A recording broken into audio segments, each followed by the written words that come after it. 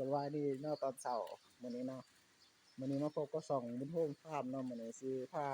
มาย่างเลาะกวดเบิ่งงัวแล้วก็มอดไฟคอกงัวเนาะนี่แม่นงัววากิวเนาะที่ทางฟาร์มเพิ่นอันนั้นนำมาเลี้ยงแล้วก็เพิ่นงัวที่มีต้นกำเนิดมาจากประเทศญี่ปุ่นเนาะนี่ตัวดำๆงัววากิวนี่ก็แม่นลูกของงัววากิวที่มันออกมาได้ประมาณ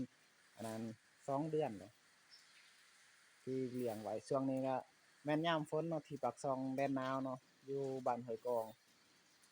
คอกก็อยากเปื้อนแน่เนาะก็ว่ามันถึกช่วงยามฝนแต่มันก็มีบ่อนแห้งบ่หยังเพราะว่าเขามีหลังคามุงให้มันวิดแดดวิดฝนเนาะนี่ก็แม่นคอกงัววากิวแม่นหมดงัววากิวนี่ก็แม่นลูกงัววากิวเนาะนี่ประมาณเดือนปลายมันออกมาจะได้ก็ฝากกดไลค์กดแชร์กดติดตามเด้อนี่แม่นช่องกำลังสร้าง YouTube ใหม่เนาะของช่องบุญโฮมฟาร์มเนาะจะได้ก็ฝากกดไลค์กดแชร์กดติดตามแหน่ก็การเว้าการจาก็อยากคัดเป็นของแน่ก็ว่าก็แบบอ้ายนี่เนาะเว้านี่มันก็กำลังสร้างใหม่กำลังเฮ็ดคลิปลงใหม่คลิปแรกเลยนี่กำลังมันก็อยากอันนั้นอายเขินๆแน่นี่มีแต่งัววากิวหมดดำๆมีเขานี่ทั้งนี้ก็สิแม่นงัวบามันนี่แหละ บามันพ่อพันธุ์ของทางฟาร์มโตบักใหญ่ๆสูงๆนอกก็ใหญ่ๆเป็นงัวบามันคือเขานำเข้ามาเลี้ยงช่วงนี้ก็เนี่ยยามฝนเนาะฤดูฝนแล้วฝนก็ลิ้นเลยอากาศก็เย็นอีกสมชื่อว่าปากซองแดนหนาวอีหลีเย็นอยู่ทางสวนพุ่นก็สิแม่นอันนี้สวนหญ้าของเพิ่นซึ่งเพิ่นปลูกหญ้าในเปียแต่ละอันนี้100กว่าอะนะ100กว่าเฮกตาร์เทิงๆก็สิแม่นคอกงัวน้อยสำหรับงัวประมาณปี5เดือน หรือว่า15เดือนขึ้นไปแล้วก็งัวยานมแหน่อยู่ทางเทิงแล้วก็ทางพุ่นก็แม่นสวนหญ้าหมดจนสุดถึงสวนหญ้ามีแต่งัววากิวจะได้ก็การเว้าการจาขัดข้องก็ขอโทษขออภัยนำเพราะว่ากำลังสร้างใหม่กำลังหัดแอบเว้า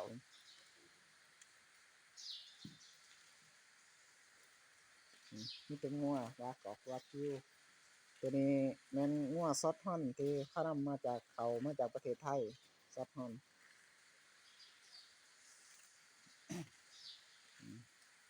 หนาดำคือมีแพนด้าเลย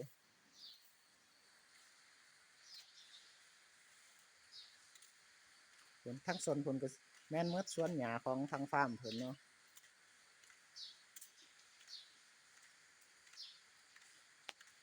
มีหลายทั้งงัวทั้งฟาร์มของเพิ่น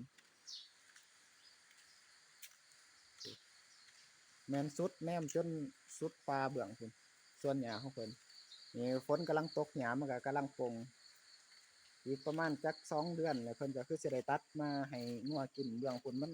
จะปลงสูงเขียวงามนะ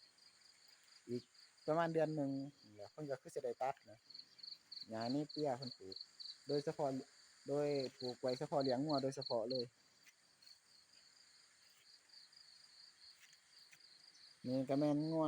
สายพันธุ์ Angus เนาะนี่เพิ่นได้แยกออกมาก็ว่ามันอันนั้นมันได้ลูกเกิดลูกเมื่อวานนี่มันลูกมันกำลังดูดนมเพิ่นย้านหมู่มันเหยียบเพิ่นเลยแยกมาอยู่คอกเดียวเลยลูกก็โตดำคือแม่อีกงัวสายพันธุ์ Angus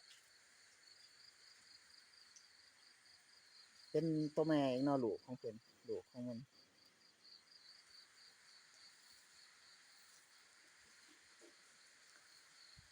ฝนก็ลิ้นเลยยามเช้าทางปากช่องก็ขอจบคลิปเพียงเท่านี้เนาะจะได้ก็ขอฝากกดไลค์กดแชร์กดติดตามช่องบุญโฮมฟาร์มหน่อยเด้อ